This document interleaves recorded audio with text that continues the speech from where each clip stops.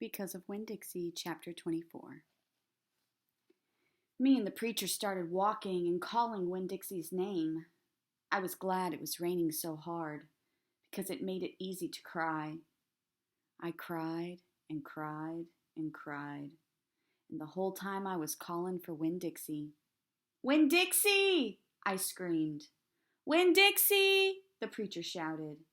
And then he whistled long and loud, but Winn-Dixie didn't show up. We walked all through downtown. We walked past the Dewberry's house and the Herman W. Block Memorial Library and Sweetie Pie's yellow house and Gertrude's Pets. We walked out to the Friendly Corners trailer park and looked underneath our trailer. We walked all the way out to the Open Arms Baptist Church of Naomi. We walked past the railroad tracks and right on down Highway 50. Cars were rushing past us and their taillights glowed red like mean eyes staring at us. "Daddy," I said. "Daddy, what if he got run over?" "Opal," the preacher said, "we can't worry about what might have happened. All we can do is keep looking." We walked and walked, and in my head, I started on a list of 10 things that I knew about Winn-Dixie. Things I could write on big old posters and put up around the neighborhood. Things that would help people look for him.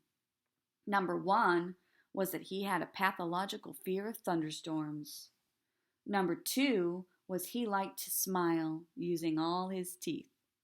Number 3 was he could run fast. Number 4 was that he snored. Number 5 was that he could catch mice without squishing them to death.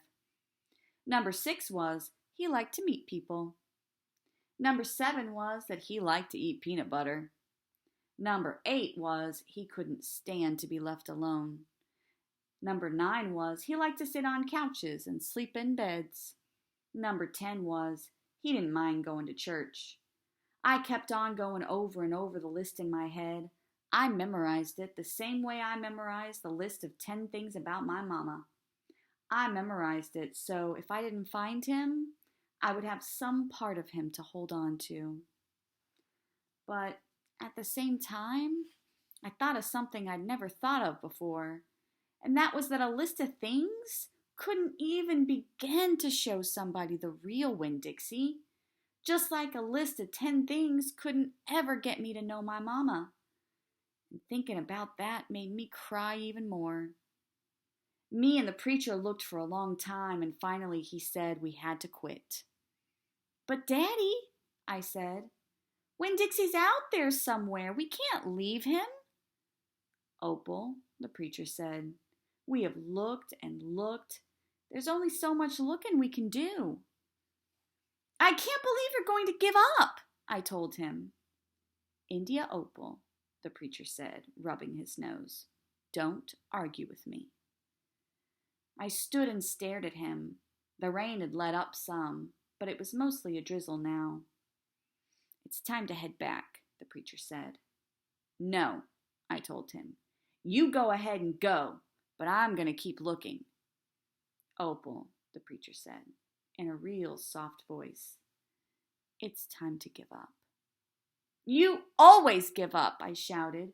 "You're always pulling your head inside your stupid old turtle shell. I bet you didn't even go out looking for my mama when she left. I bet you just let her run off too." "Baby," the preacher said. I couldn't stop her. I tried. Don't you think I wanted her to stay too? Don't you think I miss her every day? He spread his arms out wide and then dropped them to his sides. "I tried," he said. "I tried." Then he did something I couldn't believe. He started to cry. The preacher was crying. His shoulders were moving up and down, and he was making snuffly noises. "And don't believe that losing Winn-Dixie doesn't upset me as much as it does you," he said. "I love that dog. I love him too." "Daddy," I said. I went and wrapped my arms around his waist. He was crying so hard, he was shaking. "It's all right," I told him. "It's okay. Shh," I said to him, like he was a scared little kid. "Everything will be okay." We stood there hugging and rocking back and forth, and after a while the preacher stopped shaking, and I still held on to him, and I finally got the nerve to ask the question I wanted to ask. "Do you think she's ever going to come back?" I whispered.